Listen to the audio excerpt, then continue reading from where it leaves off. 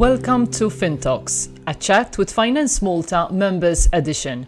With me today I have Julian Goffin, CEO of Finductiv Limited, who are members of FinanceMalta.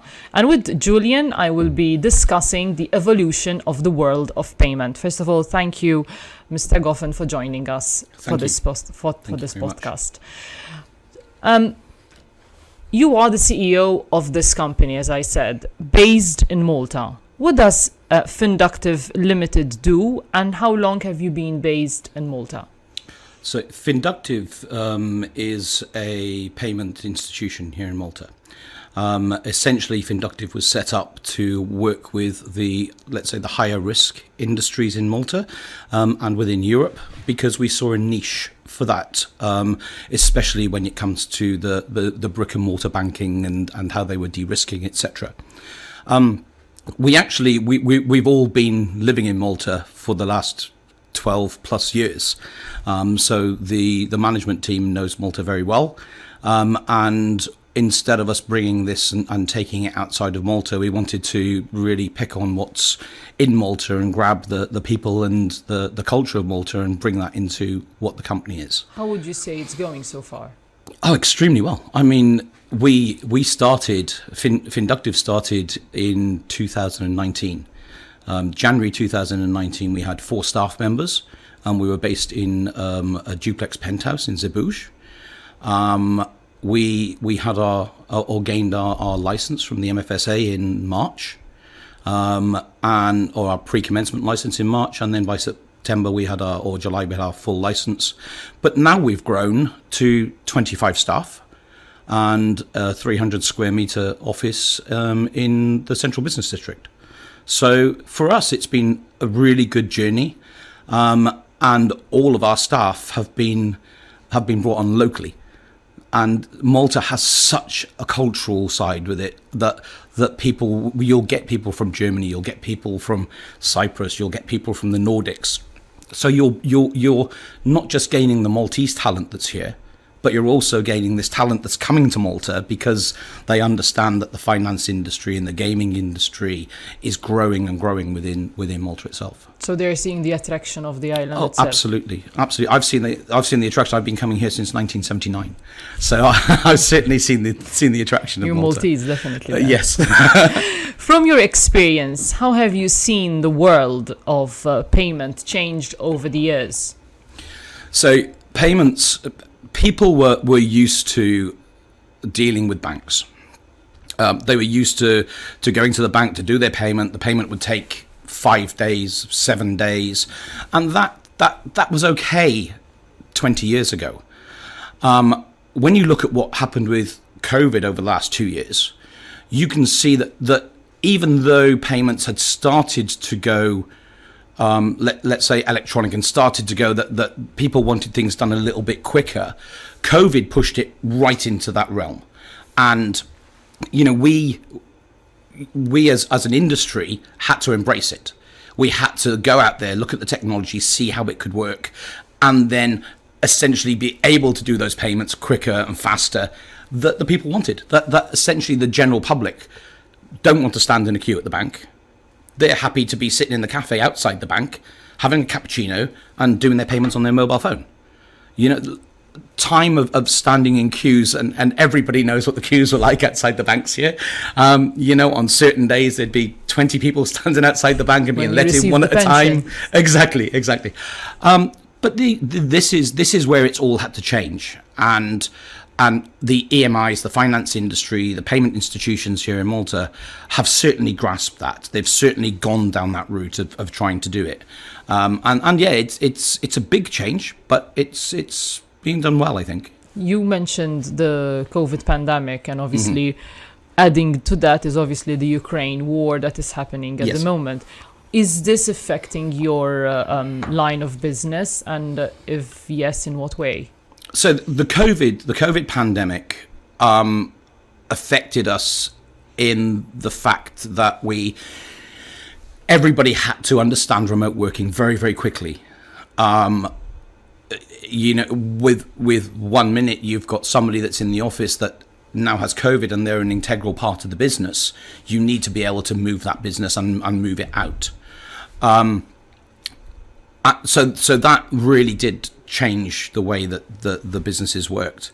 The Ukrainian war, let's call it a war, because that's pretty much what it is. With what's happening over there, what we're seeing is the security side now. So for us, one of the first things that our industry needed to look at was cybercrime. Cybercrime's always been there. We've always had that issue. But now, when you're looking at sanctions that have been put into place on pretty much on a whole country, which unfortunately isn't just affecting the government there and affecting the banks there that are dealing with the government, it's affecting the day-to-day people. We have certain clients that they deal with Russia on a constant basis. And I have people crying down the phone to me saying, well, why can't we do the payment? These sanctions are put into place for certain reasons. And it's unfortunate that the normal people are being, targeted by this as well.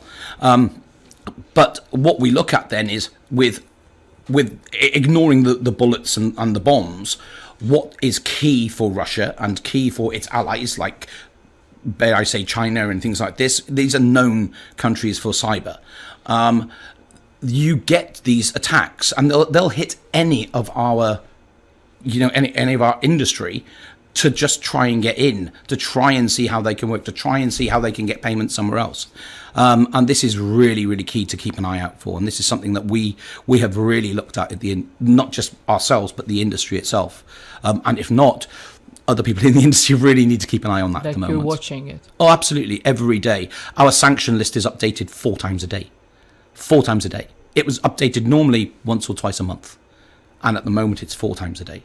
Earlier you mentioned like the queues at the bank, and that was something which obviously nowadays people are not interested in doing. But apart from that, what do you think are the shifts from the traditional methods of the banking when it comes to your industry? I think I mentioned it as well. Another key thing is that people are busy. So if people are busy, they don't want to be working or dealing with banking between 9 and 5. Mm-hmm. They want to be dealing with banking when they want to deal with banking. And there's been a shift. There's been a massive shift. We get probably 30% of our payments between 6 p.m. and midnight, because people are busy. It's a lot easier to do your day's work and then, right, I need to do the payments, and I'll sit down and I'll do the payments. Not just in top industries.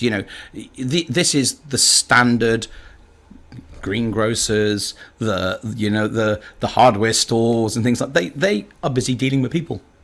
They're busy doing their business.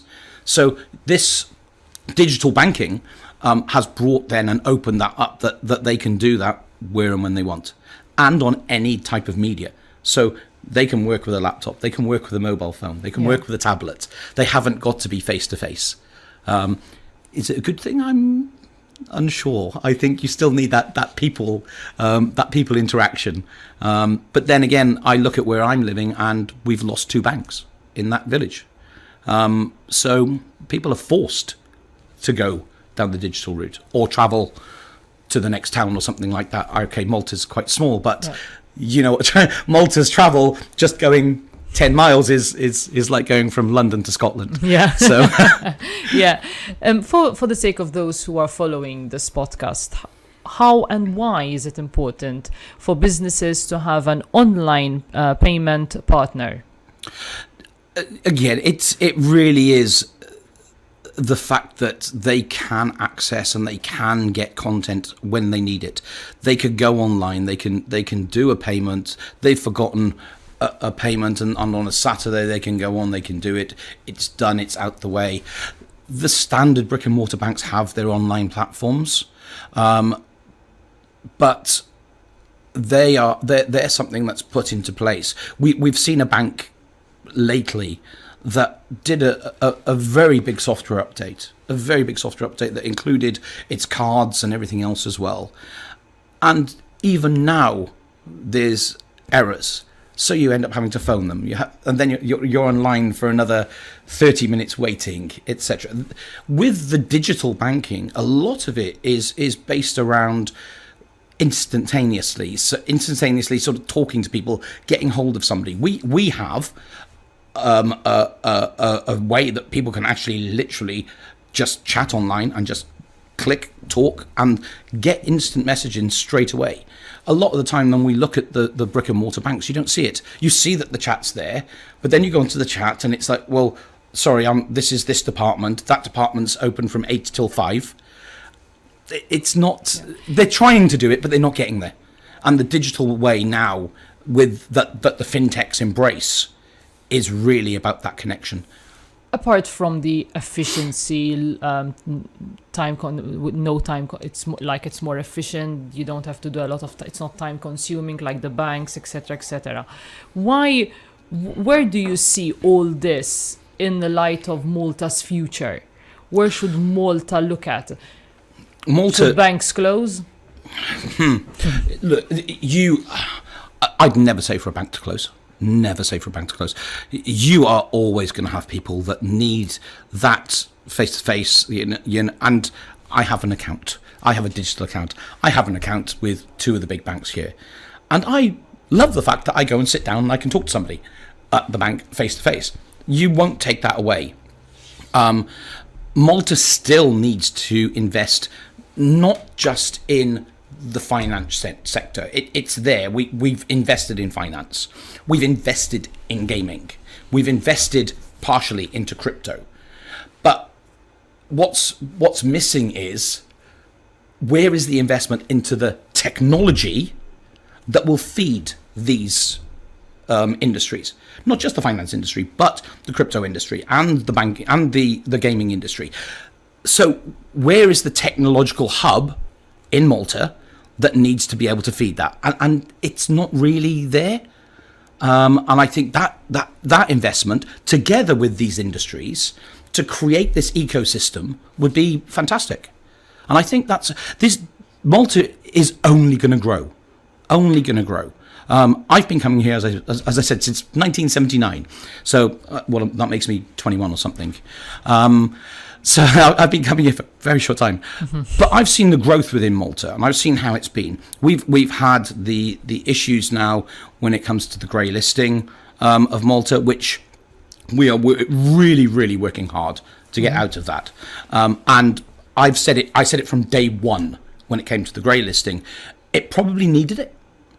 It probably needed that kick, that shock, to that short, sharp shock sort of thing, to then get it back on track. It went from one way of very, very lax to, after 1 week of being on the grey listing, very, very extreme. But now we're starting to try and get that balance out right. And as we've seen in the media the last few weeks, Malta is on the right working really hard, and it's being noticed that Malta's working really hard. Mm-hmm. So what's going to happen? We're going to come back stronger, much, much stronger, because we can say, yes, we got hit then, but look how quick we came out of it. Look what we've done to make it better. And then the growth will be here. You've seen it's certain parts of the industry moving away. We, as a company, there was no way we were going to Malta. We invested more. We invested in people, we invested in property here, we invested in technology here, because this is where it's going to grow from. Malta will be the hub of the Mediterranean. Companies like yours, FDIs, you will remain here, let's say, in the next 10 years. Absolutely. We signed a 5-year lease with a 3-year extension, only because they wouldn't give me another 5-year extension. So we're fully committed to being in Malta, growing in Malta, and growing with what we do with our staff, with our industry as well. The good thing is you've got companies like FinanceMalta that are actually there supporting. They're there pushing. There's other organisations which are pushing as well, and that is going to create that technological ecosystem for us within this industry to help us grow. Malta, for me, Malta's the place to be. without a doubt. Julian, Goffin, thank you so much for this interesting conversation. I encourage you all to watch this podcast on the YouTube channel of Finance Malta, as well as all the social media platforms. Thank you so much. Thank you once again. Thank you.